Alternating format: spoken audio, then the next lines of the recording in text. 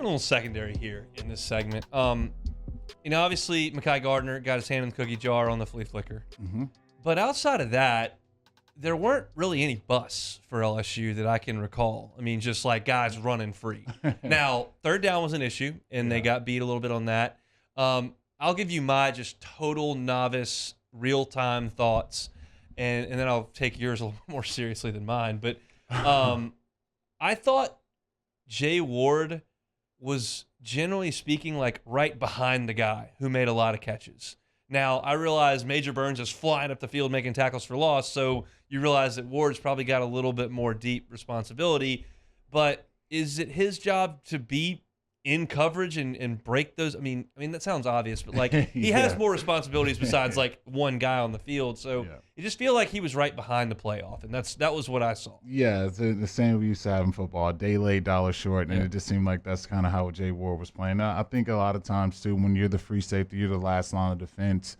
Someone gets behind you, it's normally bad things happening for the defense. So I think for Jay, that's kind of the angles he takes, the way he plays. He doesn't want to get anyone behind him, and he doesn't want to give up those big plays. But to me, I think, looking at how the defense played, I just thought they were giving up too much easy stuff. I think that's kind of just the mentality they went into the game with. They were bagging off. I think the corners on the outside counted so many occasions where they're playing 9 and 10 yards off and just giving guys just easy yards. And I think Florida State did a good job taking that stuff. So, I think, as we go forward here, you're going to have to come up. You're going to have to challenge some of these receivers because the great coordinators are just going to take the easy yards, and you're going to find yourself giving up a bunch of yards, and a lot of times that ends up in points. It's just a defense that we've seen, and it's our third defensive coordinator in 3 years, fourth in 4 years. So there were just so many busts over the last 2 years. Mm-hmm. And then we know that everything got so vanilla last year by design.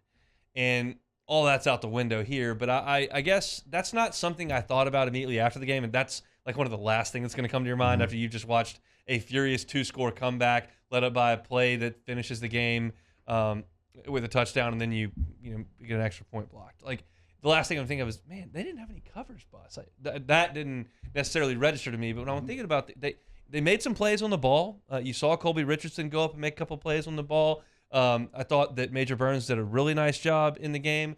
We saw Greg Brooks come up and make a couple plays on the football. So, maybe a little bit more encouraging than the stat line and the third down disaster would lead you to believe. I thought that LSU was functional in the secondary, if not great. And I think maybe as I'm talking through this, I go, maybe that's what I've been saying for a month, that I don't see Patrick Peterson or Morris Claiborne or Tyrann Mathieu or Tre'Davious White. I mean, the list goes on and on and on. Maybe that's what they are. They're just a group that knows where to be because they played a lot of football and might give up some third downs. Yeah, I think you hit the nail on the head there.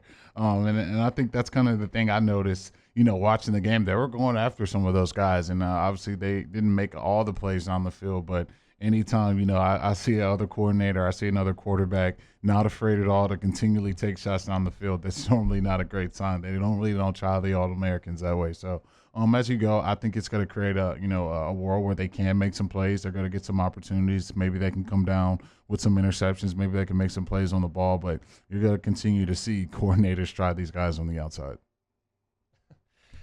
I'm looking at some text message I just got. I wonder if what they thought they were going to do at the line of scrimmage against this Florida State team that had been so bad on the offensive line for a while, for 2 years, just been terrible. He thought, we're going to dominate them there. Let's make sure we don't give up any cheap ones, because if they've got to go the length of the field, inevitably we'll beat them at the line of scrimmage. I mean, I'm just trying to rationalize kind of how this may have been looked at by Matt House. Yeah, I think for him, I thought he mixed it up, and I think Florida State just did a lot better job, especially early in the game. Taking advantage of it. Seems like they knew when those blitzes were coming, and then even when you did get those free rushers, Travis was evading them and making it easy on them to extend plays. But I think Matt House is going to continue to call the game like he did. He's going to continue to mix it up, call some blitzes, give these guys some opportunities, and it's going to really be up to Ojulari and Ali Gay to really have to step up and create that pressure from the outside, because if they can't, then the cornerbacks are going to continue to get tried on the outside. If you're a secondary member this week, you got to be licking your chops, because Southern is going to have a real difficult time blocking LSU. And in fact, they just won't. And so the ball is going to be up quick and probably for grabs at times. That's something that Jordan Travis just did a great job of last week. He just did not put the ball really in harm's way ever.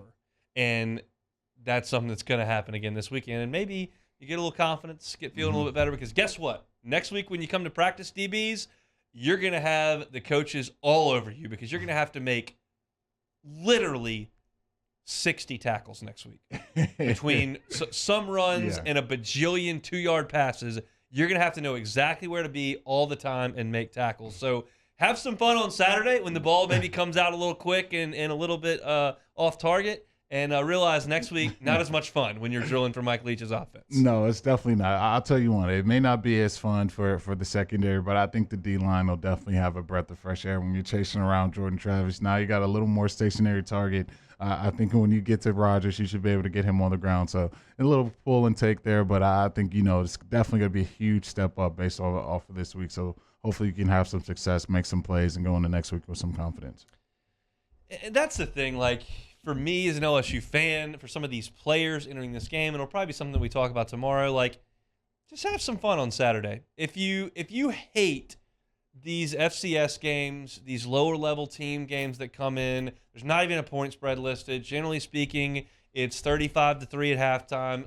If you hate these games, I don't blame you for 1 second. I get it.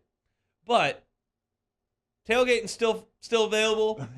Tiger Stadium's still open. The band's coming down the hill. The Tigers are coming out. And you don't really have to worry about losing. So have some fun on Saturday. I'm saying that to the fans. I'm saying that to the DBs. Go get it and have yourself a day out there in Tiger Stadium. Thanks so much for watching Hunt Hill on YouTube. Now do us a favor. Hit the red subscribe button below and throw us a like. We'll see you next time.